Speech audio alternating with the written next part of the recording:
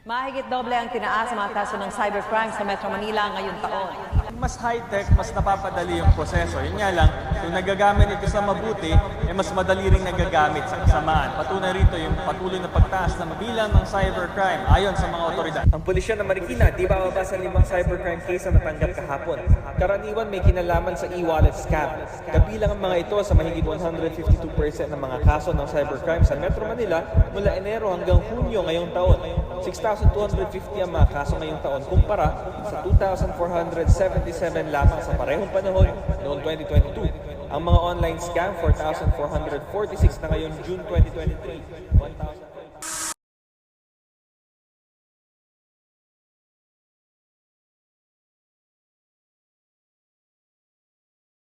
What is Internet threat? An Internet threat is any danger that uses the Internet to carry out cybercrimes. These threats often spread through malicious links, infected files, or compromised websites, aiming to steal information, damage systems, or even take control of computers for criminal purposes. According to Tungal, 2025, Internet threat also refers to the likelihood of a cyber attack succeeding in gaining unauthorized access to, damaging, disrupting, or stealing an organization's IT systems, networks, intellectual property, or other sensitive information. Cyber threats may originate from trusted insiders within the organization or from external attackers operating remotely. The impact of these threats goes beyond just losing data. They can cause financial losses, identity theft, and harm to both personal and business reputations. More broadly, cyber threats involve any malicious activity that targets digital systems, networks, or data. They can come from hackers anywhere in the world or even from within an organization. In short, Internet threats remind us how important cybersecurity is in protecting our information and keeping our digital lives safe. One of Internet threat is spear phishing. That will be discussed by Prince Gio Calajan. So what is spear phishing? Spear phishing is a targeted form of phishing where attackers send personalized and convincing emails or messages to specific individuals or organizations. Unlike regular phishing, which is sent to many people at once, spear phishing is carefully crafted, using personal information to make the message look legitimate, often pretending to come from a trusted source like a boss, co-worker, or company. The goal is to trick victims into revealing sensitive data such as passwords, financial information, or company secrets. There are types of spear phishing. The first one is business email compromise. This is wherein the attackers impersonate executives or employees to request money transfers or confidential information. The second one is clone phishing. A legitimate email is copied and slightly modified to include malicious links or attachments. The third one and the last one is whaling. Aim at high-level executives or managers within a company. An example of these are a text message that looks like your bank asking you to click a link and confirm your login details after a supposed suspicious login. An email that appears to come from your company CEO urgently asking the finance clerk to wire $25,000 to a new vendor bank account. A phone call sounding like your CEO but only using voice synthesis, instructing an employee to approve an immediate vendor payment without following normal checks. So how could we prevent this? Always check if the sender message details are legitimate. Never click or download anything from unknown sources. Use strong, unique passwords and enable multi-factor authentication. Access information or respond only to official contacts. Educate peers or coworkers about phishing tactics and prevention. Keep your security systems and antivirus up to date. Avoid giving out sensitive details through email or messages. Next, let's explore data breach that will be discussed by Eliza Lizano. Data breach. A data breach is a cybersecurity incident where sensitive, confidential, or protected information is accessed, viewed, stolen, altered, or used by an unauthorized individual or entity. It often occurs when cybercriminals exploit weak security systems or human errors to gain access to valuable data. These incidents can happen to individuals, companies, or even government institutions, leading to serious consequences such as financial losses, identity theft, and damage to reputation. There are several types of data breaches. Inside threat. The inside threat involve employees or contractors misusing their authorized access to steal or expose confidential data. While there are external threats like phishing, attackers trick individuals into revealing confidential information through deceptive emails, website, or phone calls. Physical security breaches. This happen when someone gains unauthorized physical access to a location and steals sensitive or proprietary information. Distributed denial of service involves overwhelming a network or website with massive fake traffic from multiple devices, causing systems to slow down or crash. Supply chain attack. Hackers exploit third-party vendors or services connected to a company's network, using them as backdoors to steal data or disrupt operations. Access control breaches. Unauthorized individuals bypass security measures due to a weak passwords or poor network configurations, gaining access to sensitive systems. Example, the breach occurred after a phishing email tricked a staff member into giving away login credentials. Breach happens when hackers exploit an unpatched software vulnerability to access sensitive customer information. An employee accidentally sent confidential files to the wrong email address, exposing private company data. Attackers gain entry through a third-party vendor's compromised system, leading to unauthorized access to client records. To prevent this, use strong password and enable multi-factor authentication, or MFA, to protect accounts from hackers. Regularly update and patch software and system to prevent attackers from exploiting security vulnerabilities.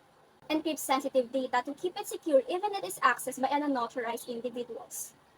Provide cybersecurity training for employees so they can recognize and avoid phishing and other online threats. Next will be Jamela Romero that will discuss ransomware. Ransomware. What is ransomware? Ransomware is a form of malware. Cybercriminals use this as a threat, as a tool in order to steal data and essentially hold it hostage.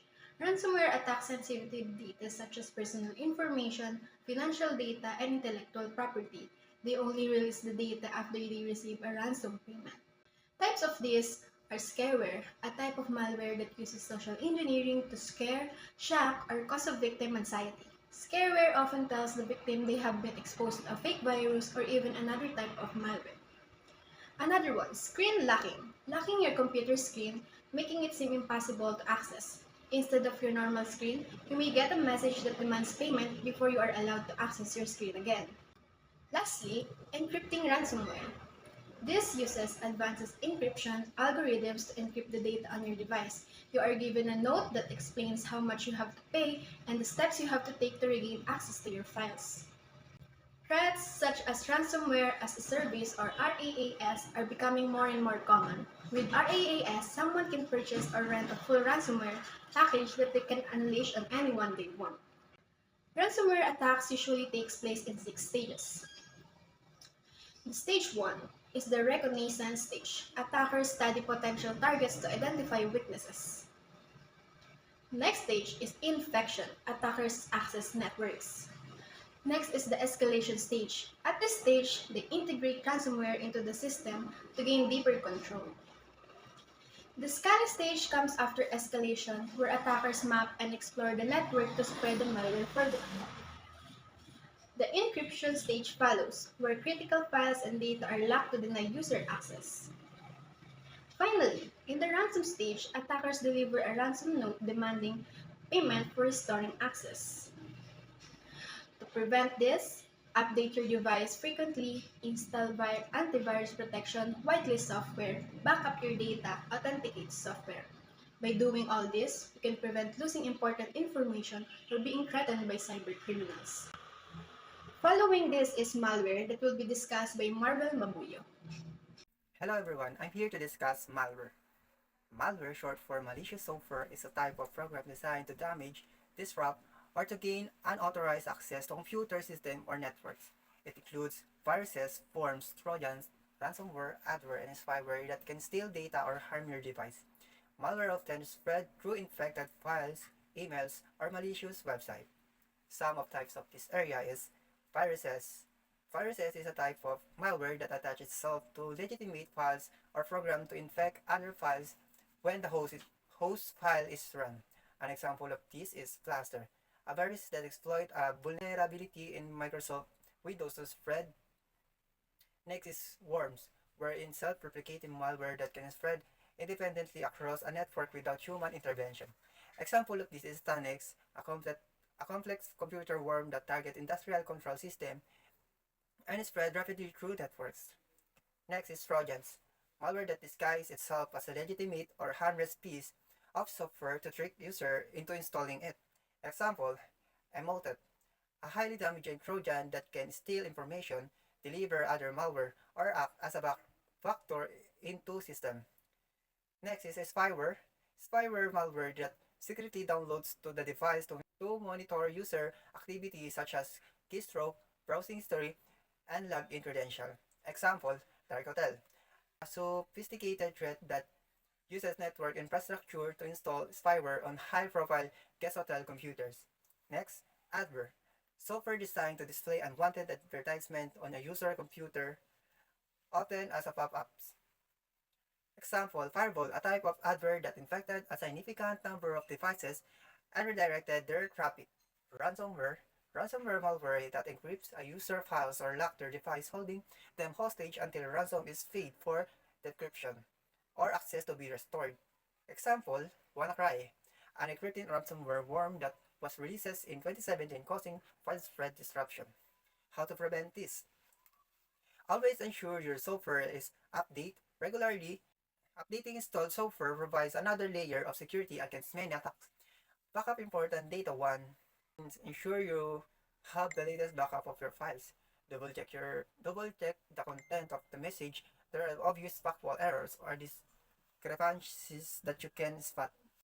Next is phishing, that will be discussed by Isabella. Now we are heading to the last internet threat, which is phishing.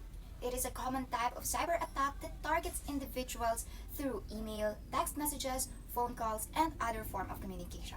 A phishing attack aims to trick the recipient into falling for the attacker's desired action, such as revealing financial information, system login credential, and other sensitive information. Let us now move on for the types of phishing.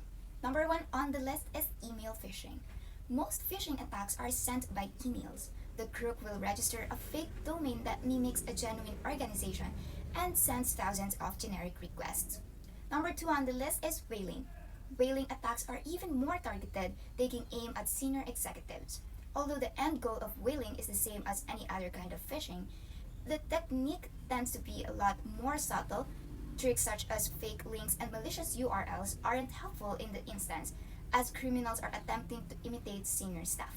We are now heading to smishing and phishing. With both smishing and phishing, telephone replaced emails as the method of communication. Smishing involves criminals sending text messages, the content of which is much the same as with email, and phishing involves a telephone conversation. And now we are heading to the last type of phishing, which is angler phishing. It is a relatively new attack vector, which social media offers several ways for criminals to trick people. Fake URLs, cloned websites, posts, and tweets, and instant messaging can all be used to persuade people to divulge sensitive information or download malware. Let us now move on for the example. In email phishing, the fraudster creates a unique domain that includes the legitimate organization's name in the URL. The example below is sent from olivia@amazonsupport.com. Heading on to the next examples is for whaling emails. It is also commonly used the pretext of a busy CEO who wants an employee to do them a favor. The next example is for smishing. One of the most common smishing pretexts are messages supposedly from your bank alerting you to suspicious activity. In this example, the message suggests that you have been the victim of fraud and tells you to follow a link to prevent further damage. However, the link directs the recipient to a website controlled by the fraudster and designed to capture your banking details. And now, as for angler phishing, it is often made possible due to the number of people containing organizations directly on social media with complaints. However, scammers are adept at hijacking responses and asking the customer to provide their personal details. They are seemingly doing this to facilitate some form of compensation, but it is instead done to compromise their own accounts. Here are some tips and solutions to avoid phishing. Number 1 on the list is to never provide your personal information in response to an unsolicited request, whether it is over the phone or over the internet. The next one, if you believe that the contact may be legitimate, contact them yourself. Next is to never provide your password over the phone or in response to an unsolicited internet request, because an institution would never ask you to verify your account information online. And lastly is to review account statements regularly to ensure all charges are correct.